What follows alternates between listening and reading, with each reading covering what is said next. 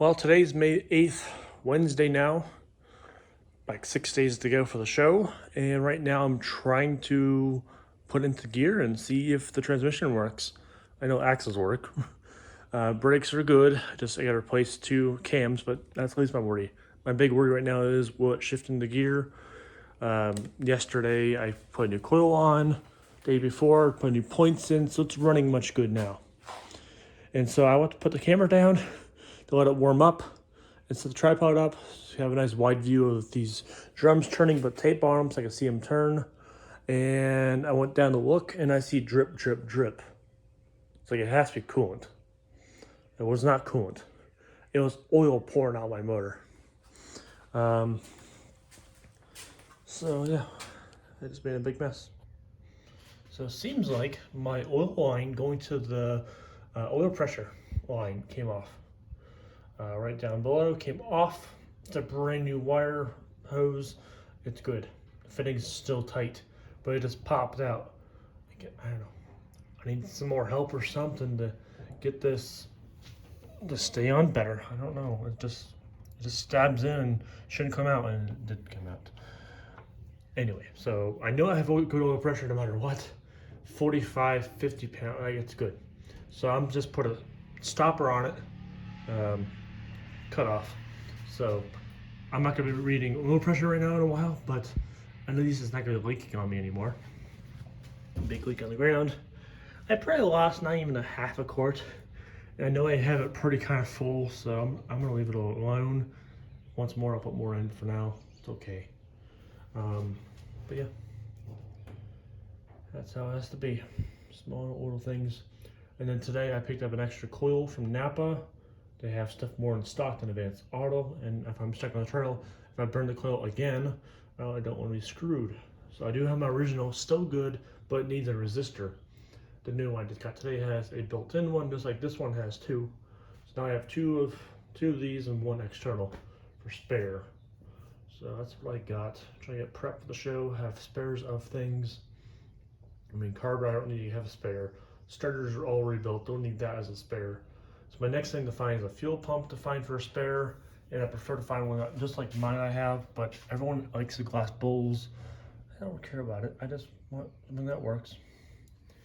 Anyway, so I'll put you back on the ground with the tripod, and I'm gonna start it up. I'm gonna idle for a minute or 2, and then we'll try to see if it shifts gears.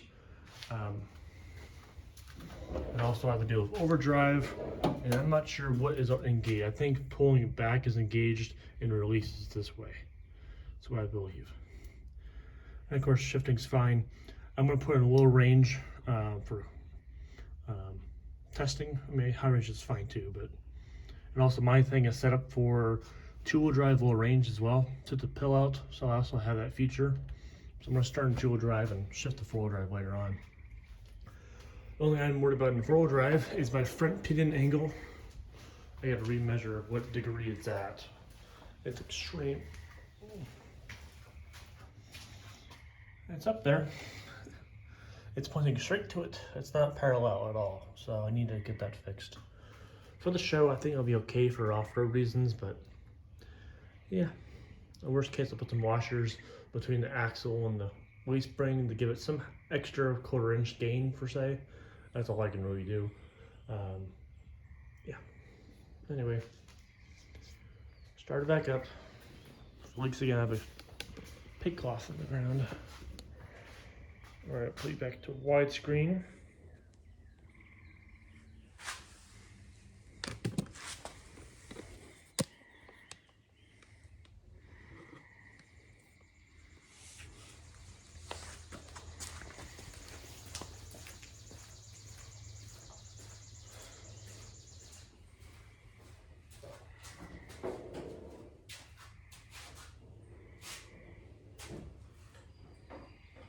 Range, firing.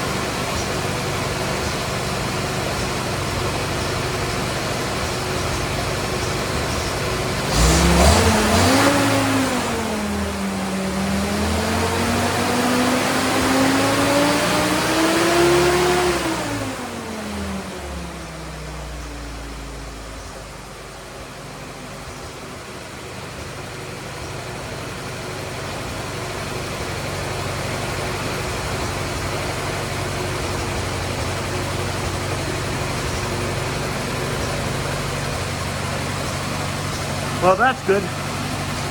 Everything works. I know my front brakes are pretty stiff right now for adjustment, so that's why. But high, low works, full drive, and two-wheel drive works. I didn't check overdrive yet, but that's not gonna help. Anyway, it works. Kind of got smoky in here, turning off the oil on the exhaust and dripping on it. But good, it works. Yay. All right, shut the engine off.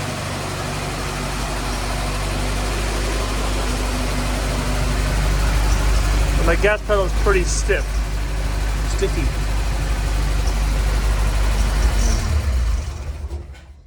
Anyway, good. So yeah, my gas pedal is sticky. It does good. I don't know. It needs adjusted. I mean, it's stiff in the good way. I think it's on the pivot. That's why it's sticking on me. But otherwise, it's good. Everything's just fine, though I'm seeing second gear is pretty hard to get into. Probably a good thing. It's known to slip out, pop out second usually, so I think that's probably a good thing. It's stiff, but to me that's something to watch for. The second gear, and then trying to move it from two-wheel drive to four-wheel drive was pretty stiff as well. But only issues I have so far here, only I have left to work on is overdrive. I have not tested it. If it was engaged, I don't know if it was, but it's pretty loose, sloppy wise. And then back up here needs a jam nut, so I need to buy a jam nut. So I have to watch Seth Hessler's video, Ride Eye Jeep. Figure out what size nut I need. Nick Master or try to just probably get that. And that'll be it for that. Adjust more linkage. I'm still going to have someone else adjust it at the reunion for me, help fine tune it for me. But yeah, that's it for in here. Shifters can go on. My custom shift boot was made for my overdrive in 2018. So that can go back on, and my other one's still being made right now. 4-pin can go on. All my knobs can go on. Anyway, all that. I can start packing tools and everything inside the cab got packed up. All right, the next thing I need to work on, since that works now, it's only 7 o'clock now, is to work on brakes. I can pull the drums apart and replace the cams. Where did I put them? So I have these new cams to install for the front drums. They're all rotted, rusted, where I can't turn them, break them free. So all four get replaced in the front. And I gotta probably pull the back ones off, but I kinda wanna wait. I'm gonna do a test drive, then pull them off. My handbrake cables need installed to the handbrake back there. And that'll be it for brakes. Brake master has a leak in the master. My reservoir goes down to.